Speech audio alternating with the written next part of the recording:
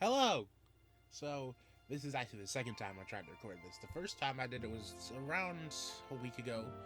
Um, this would have been done earlier, but the original recording was like an hour long, and I didn't want to go through that. If it was a decent recording, there was a lot of dead air and stuff.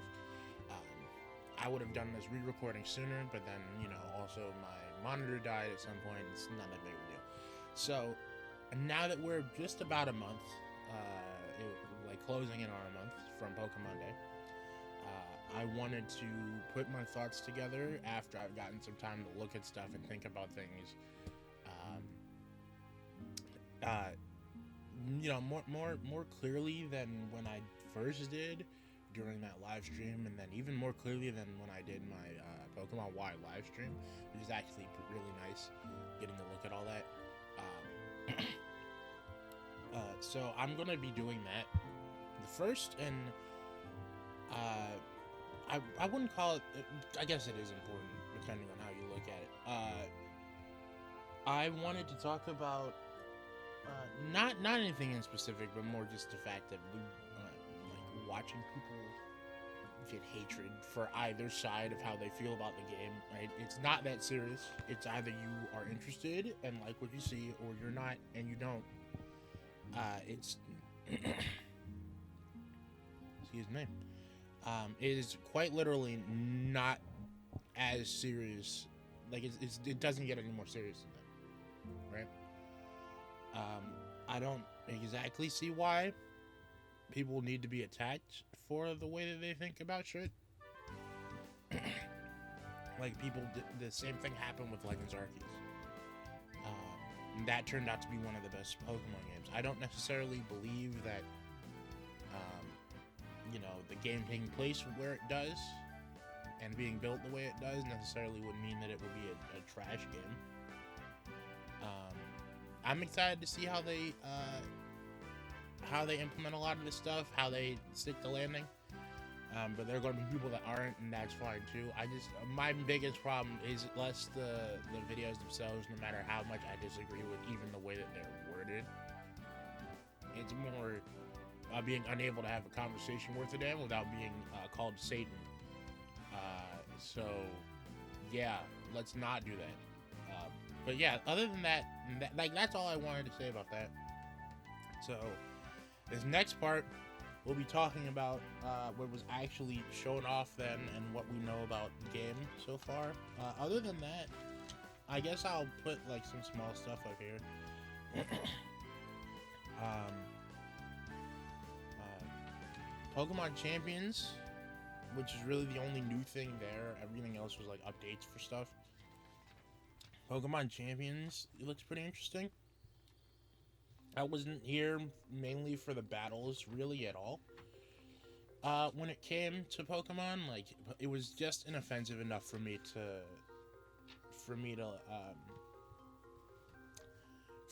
enjoy it when it was there with along with everything else.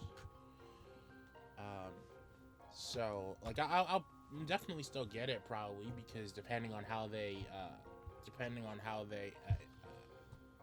execute that idea, that could be the way for me to simulate battles between a lot of my characters for something called Pokemon Remix and other stuff, which we won't get into right now.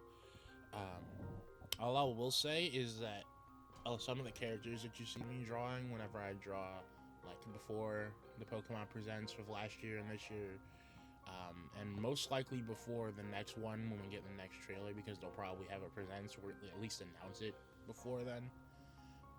Those characters are usually from that. But yeah, so that's just about it. Now we get into actual Legends Z-A. So I'm going to start off with some things that I noticed / got wrong when we were talking about it during Pokemon Day, like the 2 streams during that day. So first off, and I need to pull up the trailer for this, when we get introduced to our friend / rival, when we get introduced to our friend / rival, and I have the Japanese trailer up for this. When we get introduced to our friend / rival, Urbane / Tawny.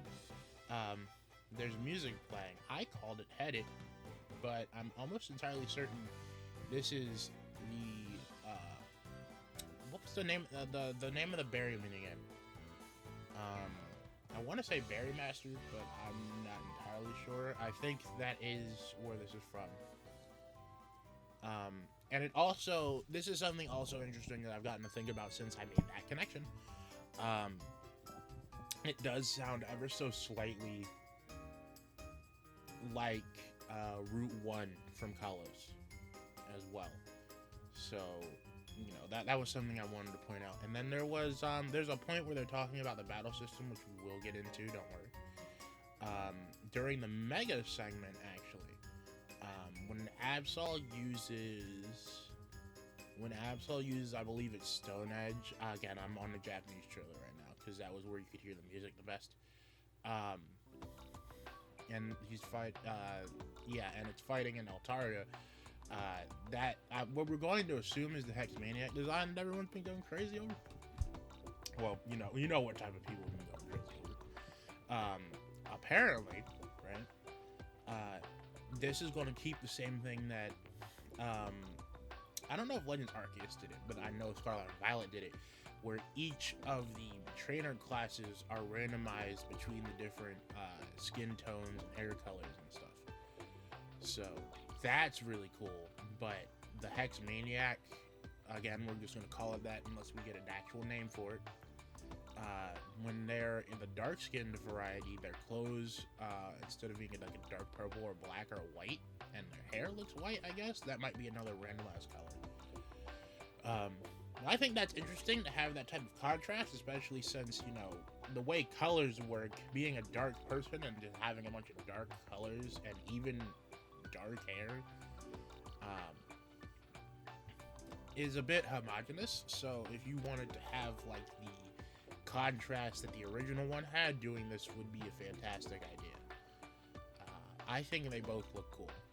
But yeah, so that's it for the Japanese trailer right now.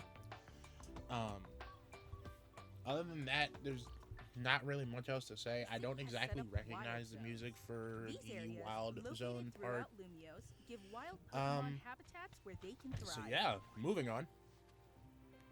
Next up, we have the map of Lumio City and the graphics of the game. Here's what I will say, right? Again, this is one of those things that's pretty subjective. Like, it's really hard to define a pleasant or good-looking game. There's some things you can say objectively, like, oh yeah, there won't be any water reflections, because Scarlet Violet didn't have that. There won't be any mirror reflections, most likely, which is true. But I personally think that this does look pretty good. You know, not the best thing ever, but I don't really... I'm never really there for the best thing ever. I just need it to not assault my eyes. By design, mind you. Glitches are another thing, but we'll get there. Yeah, I think it looks pretty nice. And they are keeping the models of the Pokemon from Scarlet and Violet, like the Scarlet and Violet style ones, which is really cool because they were the most modeled, most detailed Pokemon models ever. I think they started in Legends Arceus, but, you know, they started doing that because of Scarlet and Violet, even if it came out after Legends. One thing I do like about them keeping that and seeing this approach is that they can, seeing this as Scarlet and Violet and Legends Arceus means that because of the fact that they have more detailed models and models that they'd actually be using more now, like they originally wanted to have future-proof models. These are future-proof models. They're pretty decent looking, and since most of their personality is going to come from texturing and lighting, which can change based on the game and engine they're working with, they can use these pretty much until they need to change them for whatever reason. But like I said, texturing and lighting wise, they can do different styles. Legends Arceus had let's say, I don't want to say feudal. That seems like the wrong era, but like the old Japanese watercolor type style of graphics. Again, barring the people. I mean, I guess even they would count, but it's to a lesser extent. But like especially the environment, and so the Pokemon having that, they fit directly into it. Um, Scarlet and Violet was its own thing. It went for a more realistic look, so the Pokemon had a more realistic look. This one is trying to blend the more detailed, both model and animation-wise, Legends and Scarlet and Violet with the more basic cartoonish style of early 3D Pokemon. So like XY, Sun and Moon, Sword and Shield would count for that, yeah. So, I'm pretty interested to see how that works. I do like the way it looks. I don't exactly get the dead-eyed looking thing. I guess the one that I can see that working with would be Totodile, but Totodile just would look like that regardless. So, and then we also have. Oh, you know what? Actually, if we go back to the graphics for a second, something that I see that they're doing a lot with this game, at least right now. Sorry.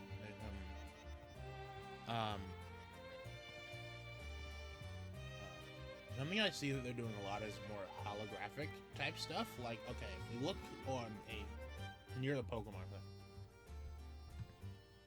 we can see there is a hologram, a spinning hologram, specifically in the English trailer when we first see the Pokemon Center, we see the spinning hologram of a Revive. That actually changes based on what's in, what they have, because this is still a Pokemon Center in store at the same time. Because like in the scene next to it, or the next few scenes, you'll see a Hyper Potion in it as well. And if you look at the banners, specifically the green ones from later on in the trailer, and even like these transparent Pokeball signs, they have a little bit of glow to them. And I like that so much. It's so, I don't know why I like it so much. It's so cool. Specifically seeing the female player character walk up street, you can see the green banners, and you can see the small amount of light they have shining off the building. Yeah, I think that looks cool. The lighting and glowing and like hologram type stuff is really cool to look at here. Now I don't know what exactly they're going to be doing with Lumbio City. We'll get to it in the Pokemon section, but there's a lot of things that could maybe happen or could not happen. We just have to wait and see. And I'm really interested to see how they pull this off. So if we go now to the map of Lumbio City, since we were just talking about it, going to this map, I've seen talks that this is a small map. I'm here to say, no the fuck it is not. Let's say medium, but definitely not small. Absolutely not. Small would be like half the city. Half the city, like around that. Like, okay, let's see if I can find, can we find where the player character starts, like, in the trailer? I think it might be over here. So if we look directly down, it's like, this city is so much more detailed than it was in X and Y. And just looking at the map of the city, and then comparing it to how big it is in-game and seeing where the player character is, this definitely seems like, if I had to think about it, this definitely seems like a third to maybe half of the Paldea region. Because the Paldea region is the largest region to date. Honestly, it might be too large, despite how much I like that region. And that's just the thing. That's just a street level. Right, looking at it, we can also go on the rooftops, and it looks like that's the case for every section of the city, given there's a lot of stuff on top of these buildings. So we have the street level, which is a lot already. We have the buildings, which is more. And then we have the water, which we don't know if we're going to be able to do much with that yet. There are Pokemon in the water. So we are going to be able to go in it. Like there's Starbies under the water and everything, but we don't exactly know how much of this we're going to be able to explore, and if there's anything else they're going to be doing. Again, we'll get to it, Pokemon section, because that's where most of that would come up. But yeah, I'd call this a medium-sized map, especially looking at the trailer. Based on how far you would need to run to get here, I'm assuming the player speed would be the same as Legends Z-A, or not, what the fuck? The same as Scarlet and Violet. I'm sorry. I don't think it's the same for Legends Arceus. It might be, maybe. But just looking right down the street to the center of the city, yeah, I'm thinking. I'm thinking like a third around that, maybe like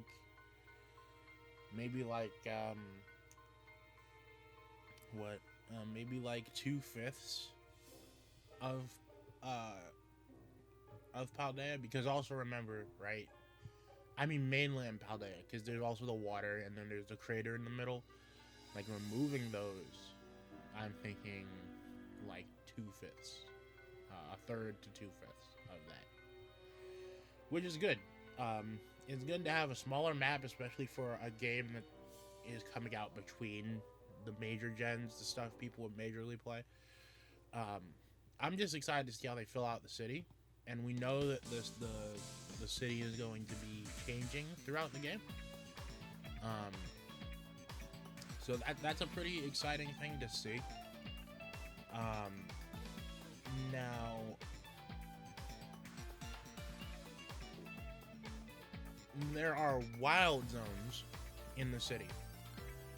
Let me see if there's.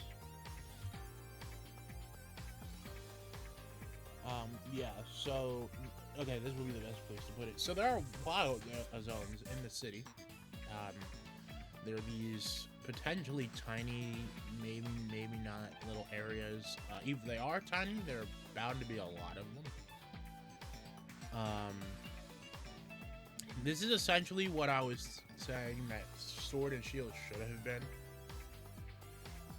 Because the main reason why base Sword and Shield wild area was so even though I enjoyed running around in it and still do, is the fact that it is just a grassland area with like 2 lakes, 3 lakes, and some random ass desert in there. I think the better idea that they should have went for that game, and they're doing it here, instead of having one gigantic wild area or having the whole thing be Pokemon everywhere and everything, having the city / populated parts, right? And then maybe having like, especially if we're talking about Sword and Shield, maybe having a normal route or 2, like not like two, but like, you know, a handful of them, and then doing what this game does, where you take the areas where Pokemon spawn in, and you make them maybe smaller than the wild area in Sword and Shield, but put them in different areas. So, what was it? It was Route 4, Route 3 in Galar. That basically was one without the camera control. So have the area around the grass type gem city, which I don't remember, being the wild area. Same thing with around where Hulberry is. That would be your beach / water area, right? With some of the mine afterwards. Doing the same thing for other areas, like all the ruin areas, the forests before the fairy type area. I don't remember a lot of Sword and Shield cities because I haven't exactly done much in that game since Scarlet and Violet came out. I really just go into the wild areas and go to I don't even remember the last place's name where you do the tournaments and stuff. But yeah, this is essentially that. I can see some problems with just general variety in terms of these areas. We're just gonna have to wait and see how they deal with that as well, because we've really only seen like 3 of them. And there's looking to be a ton of them around the city. And they're numbered as well. And I just noticed that the little gates that you enter them in, they have like the little gem statue thing on them. From the older games. That's pretty cool. But you see like Wild Zone 1 is like just a normal street with one of the taxis from Lumio sitting on it. Then you have wherever the sand dolls are. I believe that's Wild Zone 4? No, that's 8. So Wild Zone 8 has the sandy areas that the sand dolls and stuff would be roaming around in. 2 seems to have a lot of water, so like Clots or Magikarp, maybe some Starmies. But the thing is, we've barely seen it. See, here's one on top of a rooftop, which means that it's not just going to be street level. There's going to be multi-levels to a lot of these. I'm excited to hear the music for this stuff, just because, like, I'm liking it from what I'm hearing from the trailer so far.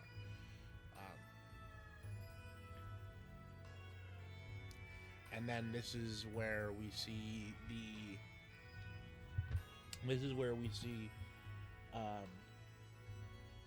oh yeah, we'll get into the gameplay a little later. Yeah, around when we get to the battle system, we'll do gameplay. So yeah, we're gonna move on from that. Let me just check the time real quick. We're gonna move on from that real quick, just real quick. So now we're going to go on to the characters, and for this, I'm going to be on the site.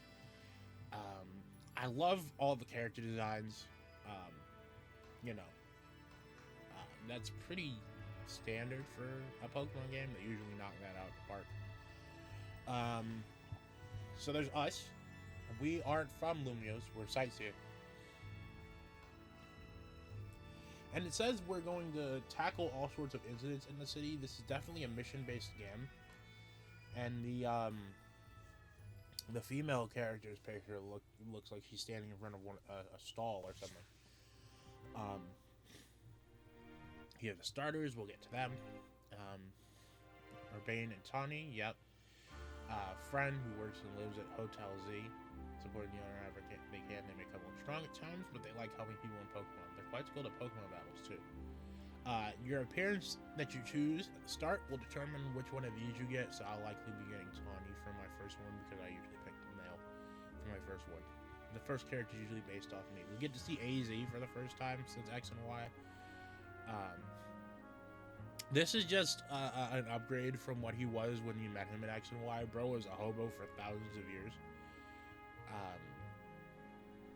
And then he was a depressed hobo, and then he was an insane depressed king before that. So yeah, but him and his float look nice. I didn't bring this up earlier, but the inside of the hotel that they're in looks really good, with like the wallpaper and the glowing lamps and stuff, and all the paintings. I don't really have much to say about Jet. She's the CEO of Quasartico Inc. That's the main thing driving the redevelopment plan. I mean, it looks like a lady. We have to be careful about just other people that aren't our rival or us, just in general. Vinny looks like, well, I'll be honest, he looks kind of like, he has some type of resemblance to Lysander, a little bit. That's all I'm gonna say about him, because I don't want to start calling, like, Pokemon's moving away from the evil team as of recently. Um, if they want to do it again, they can. I don't think that's necessarily the problem. Um, but I'm gonna move away from that. I think if anyone was gonna be some type of bastard, it would be him. Because, look at him. So that's all the characters we have right now. Like all their designs. But yeah, we don't really have much else to go off of right now, assuming there are more characters that we'll be seeing multiple times.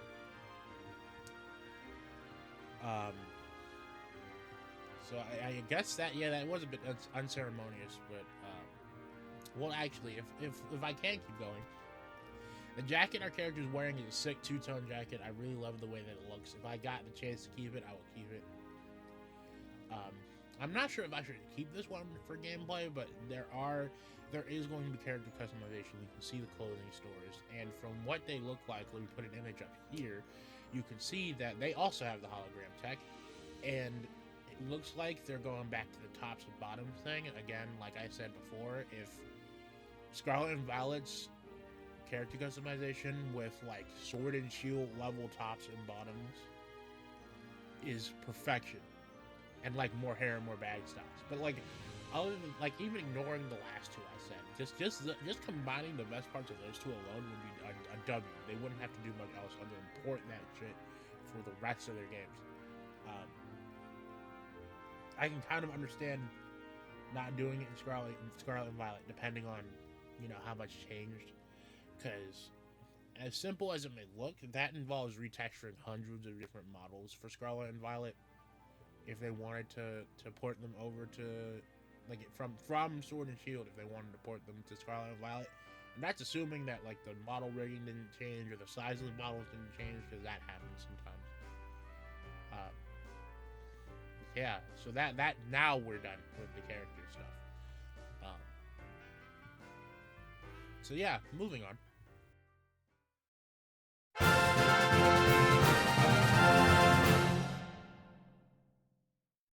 Okay, so to break into the gameplay part of this, I have something written down in my notes titled Modern Stuff, and I do exactly know what that means.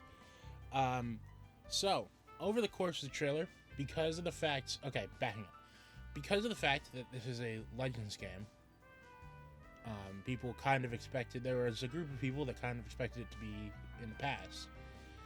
But since we know now it isn't, that does mean that we're getting Legends gameplay with some modern stuff involved, such as the current execution of the Rotom phone. I'm going to assume that's where our Pokedex is, because Scarlet and Violet, and then there's also where some of the utility that are had in Scarlet and Violet, such as saving a character so you didn't get destroyed. But if we look at the trailer, specifically the second trailer, and not the specifically if we look at the second trailer and not the extended look, you can see your player character using their phone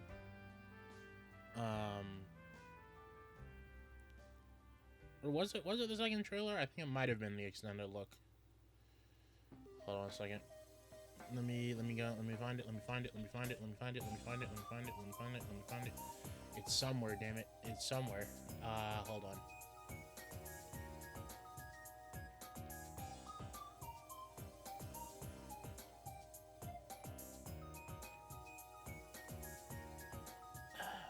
It had to have been. Capturing. Yep. Okay, yeah. So here, right around 39 seconds of the base trailer, we get to see our character climbing something, which is something that we could not do in Legends Arceus. And then we also get to see our player jump and use their phone basically as a double jump, essentially, which means we can jump across rooftops and stuff. Which is actually, I think that might be where the Rotom phone stuff comes from, because, well, assuming it is the Rotom phone, because I don't think we get a full view of it ever. We might, but yeah. So we can basically parkour across the rooftops of the city, which is insane. Really loving the movement options that the Legends series now at this point is giving us. The trainer themselves isn't a cardboard. Well, in terms of their movement, they're not just a sliding cardboard box anymore. I mean, they weren't for some time. You know, you had the balancing stuff in black and white, you had the bike stuff in Diamond and Pearl, and stuff from Gen 3 and all that. But I like the more dynamic movement that doesn't require a bicycle to work. I really do enjoy the movement in this, and I already enjoyed the movement in Legends Arceus, so I'm definitely gonna like this. You know, I'm taking Legends Arceus, and then because the dodge roll is still here.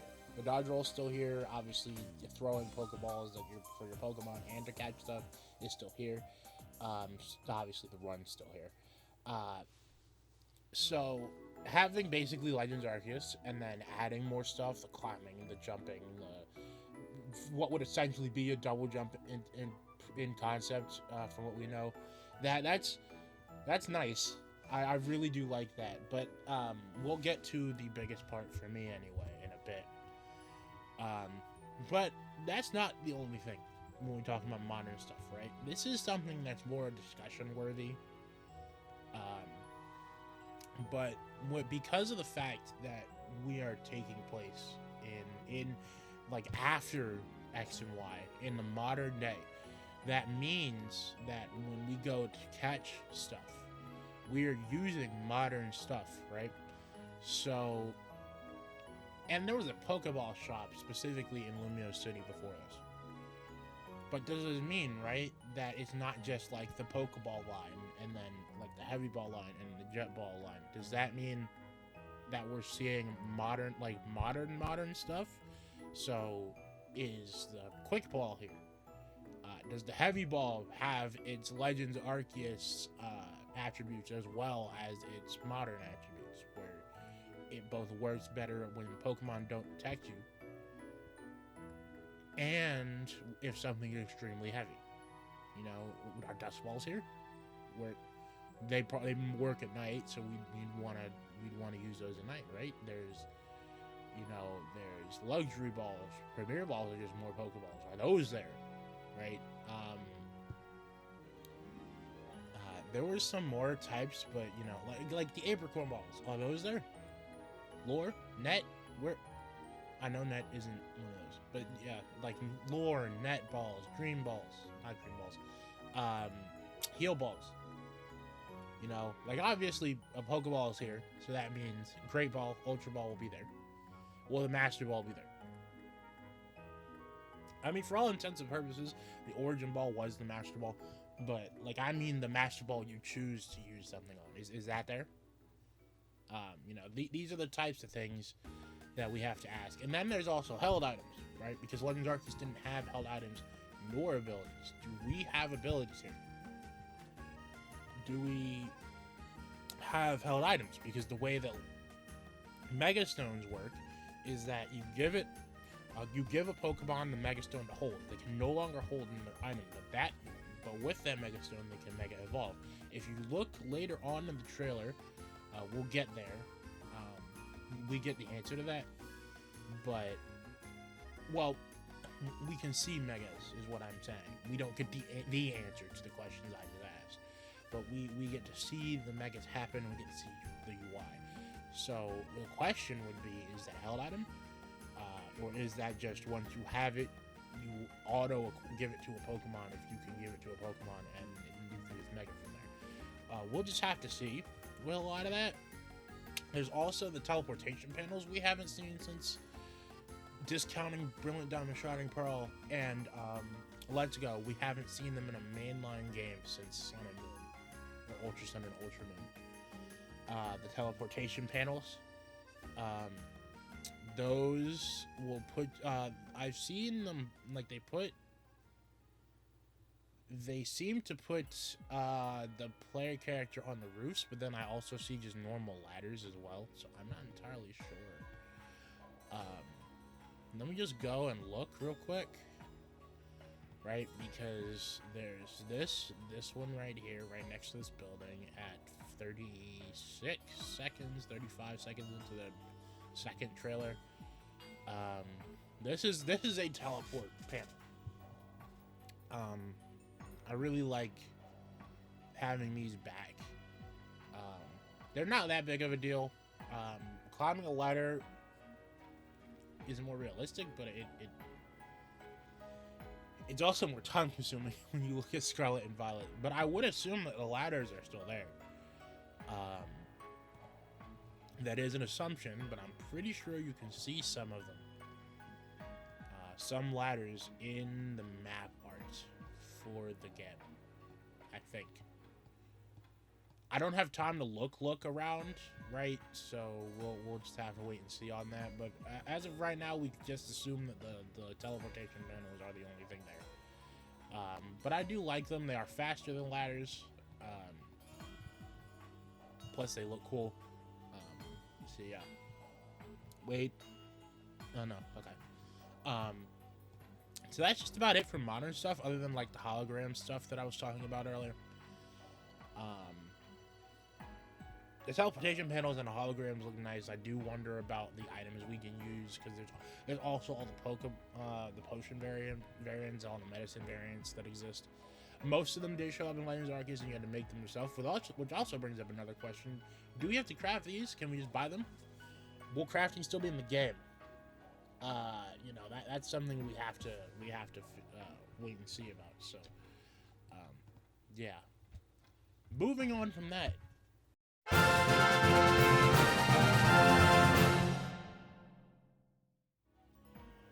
At the battle system / gameplay. So, this is probably the biggest thing for me. As a point of reference, I am a person who is mainly into action RPGs rather than any RPGs. If I'm playing anything close to a normal RPG, there has to be something there that I can myself directly input through my own skill / judgment. So I'm thinking like Bravely Default, that has the Brave and Default systems. That without like obviously I like it, but I haven't finished the game, so I'm not sure if there are encounters that will mess with your Brave / Default options. But on a base level, if I Brave, I Brave. If I Default, I Default. So there's some guaranteed options that I have that will turn the tide of the battle in my favor depending on how I use them, and basically nothing else. Right? Same thing with something like, I play Dragon Ball Fusions a lot. That is basically a turn-based RPG, but there's so much action involved. Like, if you're going to miss something, I think there might be a chance of it still, but it's a lot less emphasized than, actually aiming your attacks. Pokemon was one of those things where it's gameplay-wise, it's basically the exact opposite of what I usually play games for. I'm here because of less so the story, because not a lot of Pokemon games have that really all that great. The farther on they went, the better they got, and the more I liked the characters and everything. But I was more here to explore the world, see what was here, and then I liked the battling just enough to it was inoffensive enough for me to enjoy it on its while it was connected to stuff, which is why I brought it up earlier when I was talking about Pokemon Champions and how I was probably not going to play that as much. But in this game, you basically get the thing that I've been talking about happening for like wanting the gameplay for the series to be since I started playing it. And I'm we'll get to the Pokemon in a bit after this, but this is part of the reason why I have so many questions involving that, because they kind of moved away from what Legends Arceus was doing, and I do have some ideas for that. We'll get there. But you know, that's why the next segment about the time period this is in and the Pokemon section are going to be what they are, because I'm really enjoying this. So this is fully an action RPG now. It has an interesting wrinkle where you don't play as your Pokemon, which is what some people would expect when they see a fully action RPG Pokemon game. But what you actually do is you play as your trainer, and your Pokemon will follow you, and you still get to choose their moves when they use them. So this is essentially taking a lot of the luck out of it and replacing it more with skill, more precision and timing,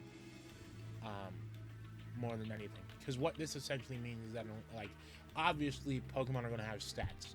So their stats are going to be important. You know, the smaller Pokemon won't usually be as fast as a lot of the bigger Pokemon, right?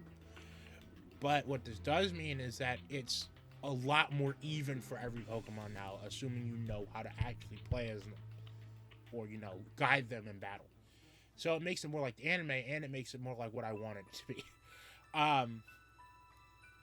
That little wrinkle doesn't seem like too much of a problem. We'll just have to wait and see, because some Pokemon will lag behind you. But yeah, timing is definitely important, so it's becoming more possible for an extremely weak Pokemon to win a battle based on how you play it. A lot of these moves had to change for this, and I'm thinking that a lot of them are probably multi-hit. Like Flamethrower will probably be multi-hit if you just stand there. So barely dodging out the way will do less damage, and, you know, dodging it completely will do no damage. And some moves had their attributes changed. Protect is Protect, but then we also have something like Stealth Rock. Stealth Rock is essentially a shield now. If the Pokemon runs into it, they will take damage, as evident by the Talonflame getting rocked by Stealth Rock. This also means that a Pokemon doesn't necessarily need to have an attacking move on it anymore to be viable. You could play this with it depends on your opponent, obviously, but you could play this with basically a Powdon that only really has Roar, Amnesia, and Stealth Rock, and you could still get something done, as opposed to a base Pokemon game, where having a moveset like that is guaranteed for you to be put in a body bag.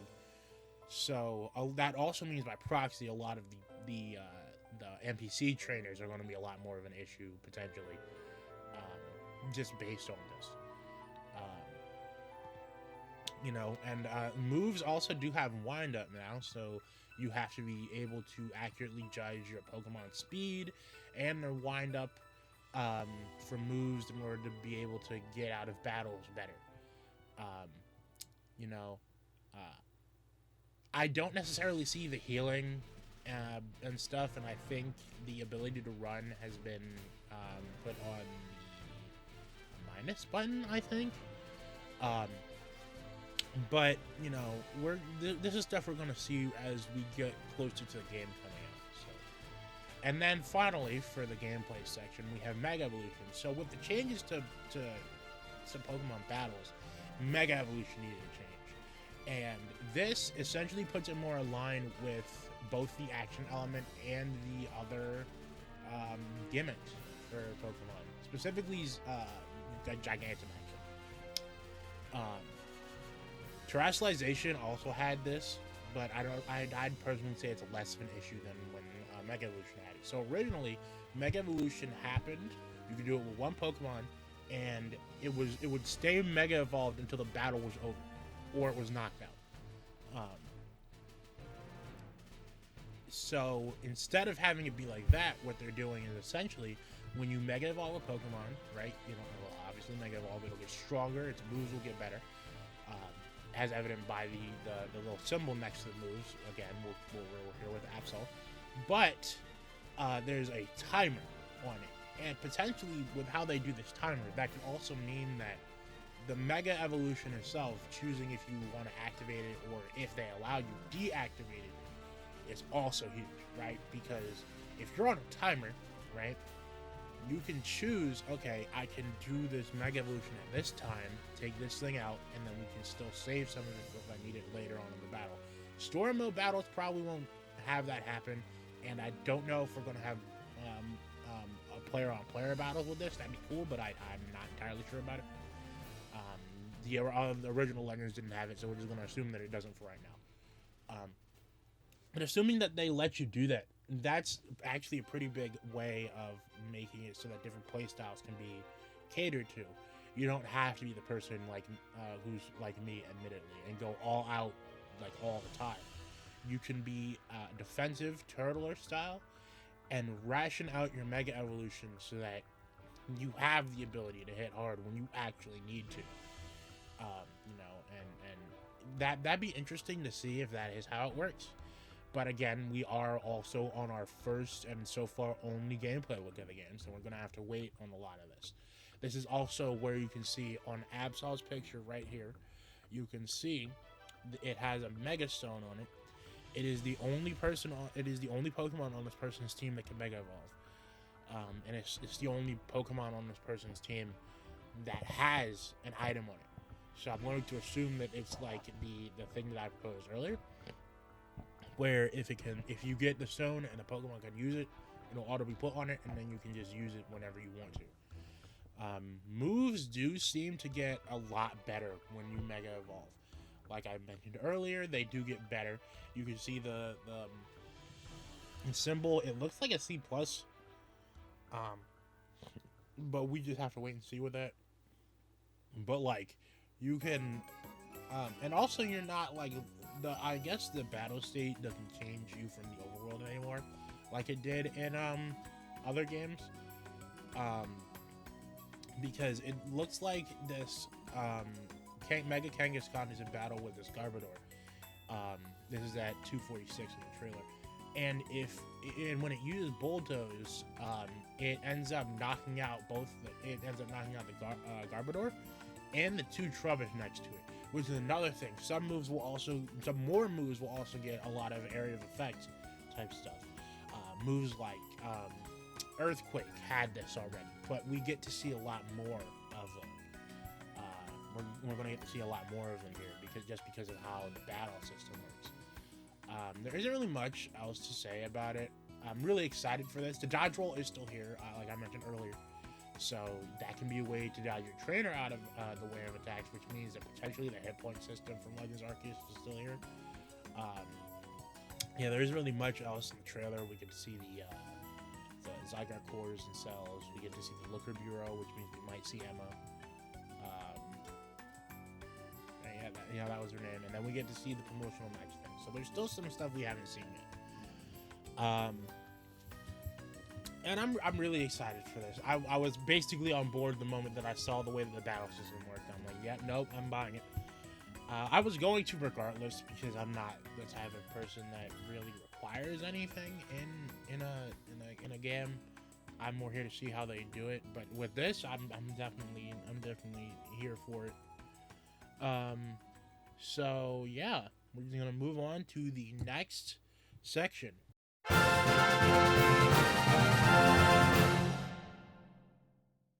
The next section is the Pokemon section. This is mainly just going to be talking about what questions I have about the Pokédex so far. Again, we have one gameplay trailer, so we don't know what exactly the Pokédex is going to be. We don't really have a great, we have starters, we have on all the Pokemon we saw in the first trailer, but we don't know how much that is. How many Pokemon that is. Is it going to be 274 Legends Arceus had? Because if that's the case, I think we're a good amount into it already. Is it going to be 400 like the base Pokemon games? Because if so, then we aren't really anywhere close to doing that either. But even still, right, there's other questions that need to be posed as well. And the battle system is part of the reason why I'm posing these questions in the first place. I'm trying to find one of my tabs. Hold on, give me a second.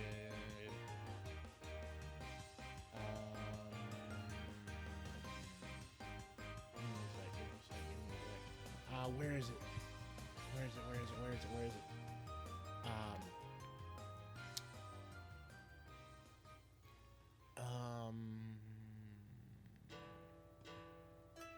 Did I not bring it up?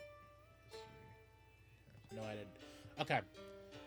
So, when I was talking about the battle system, this was part of what I was talking about, right?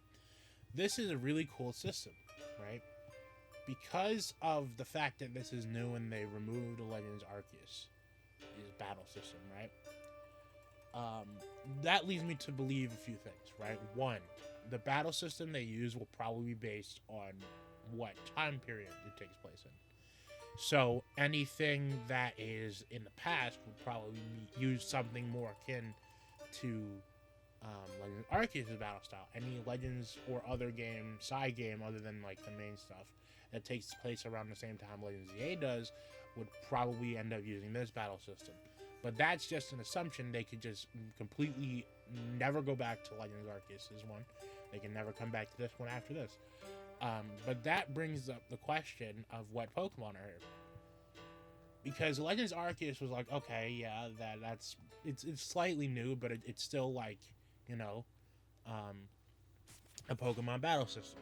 This is something entirely different. So we have to ask how many of these Pokemon are going to end up in here, right? We got the Charizard line, we got Ekans, we got Pikachu, obviously, and Pidgey, we got Bellsprout. But, like, a lot of these Pokemon are found in Kalos, right? So, okay, if we're going to keep it to Pokemon found in Kalos, that's like, what, 500? Right? Because there's Pokemon that are in the Dex, and then there are Pokemon that you can find in the Friend Safari. And the only reason I bring this up is because Legends Arceus did something pretty similar, where you could find Vulpix and Growlithe in Diamond and Pearl. But the only way you could find them in Diamond and Pearl was to have a DS that had both the DS slot and the Game Boy Advance slot, and then have a cartridge of Fire Red or Leaf Green and put that into the Game Boy Advance slot. Only then could you find those two in Route 209. But in Legends Arceus, around where Route 209 would have been is Cobalt Coastlands, and you can find both Vulpix and Growlithe there. In fact, you can get both of Vulpix's forms. So, keeping it in line with Vulpix because it's my favorite Pokemon, and it is a great example of this, right? You can find Ninetales in the Friend Safari in Kalos, which means by technicality, just like in Diamond and Pearl, you can find Vulpix in the Kalos region without having to trade, right? It's going to be difficult, just like it was for Diamond and Pearl, where you basically had to have the hardware required. In this case, you had to have a certain friend group, or a certain friend with a certain friend code, or you had to have enough friends to get all of the options.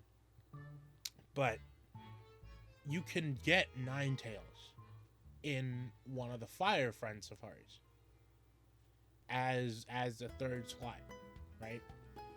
So would that mean that Ninetales and by proxy Vulpix show up in this game? Right? What about Pokemon like Muck? Right? Muck is one of those Pokemon that only shows up here. I'm pretty sure. And then that's completely ignoring the fact that, like, this game had the National Dex in it. So are we going to assume that every Pokemon from Gen 1 to Gen 6 is there? That means that there's like 700 of them. Right? It's 7, or was it 600? I think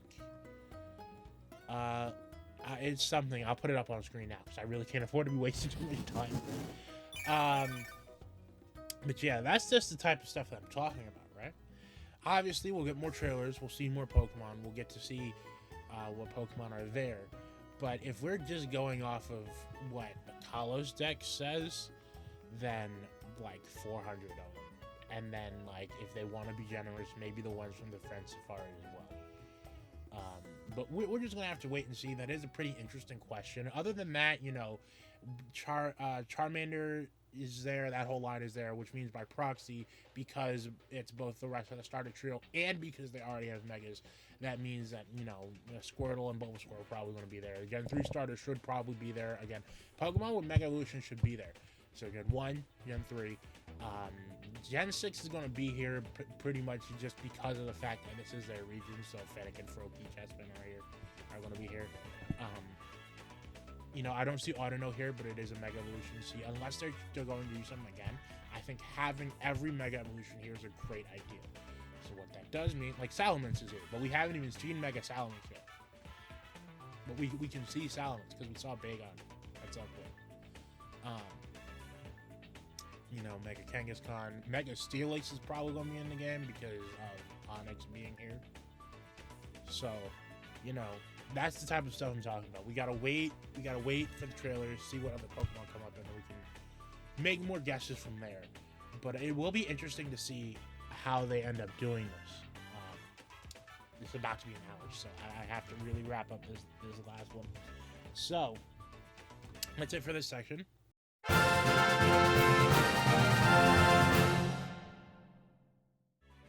This one should be short. Hopefully I'll be able to keep it to an hour flat, hopefully, because the last one was like an hour and 23 minutes. Next up is trailers.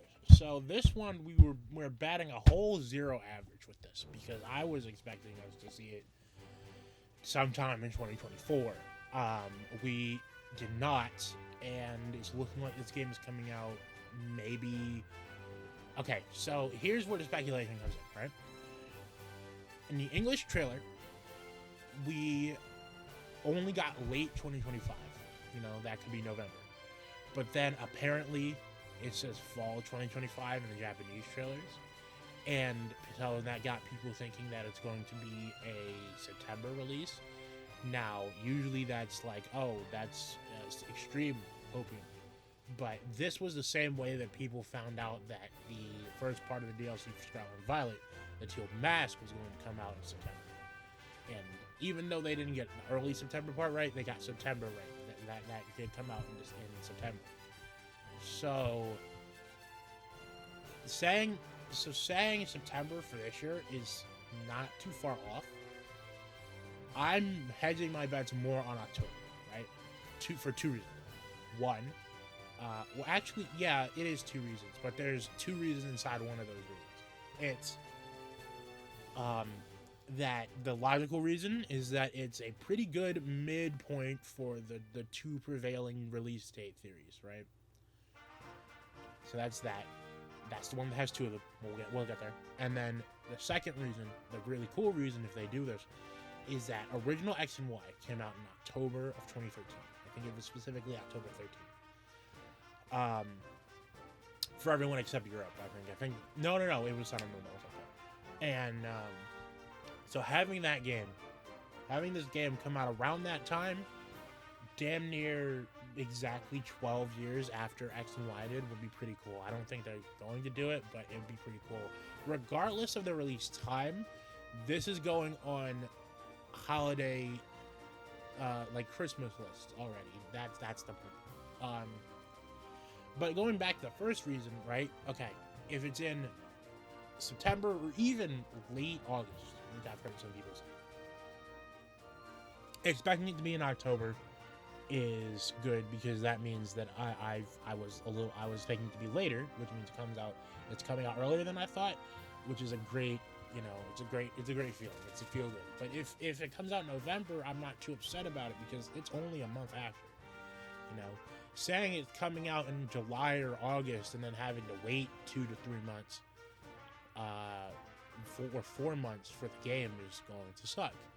So, just in general, I think October is a fantastic place to put that, because either it comes out earlier and you're happier, or it comes out later and you're not that much more upset.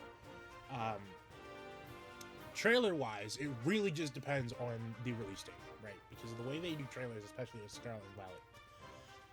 We see the game. We get like the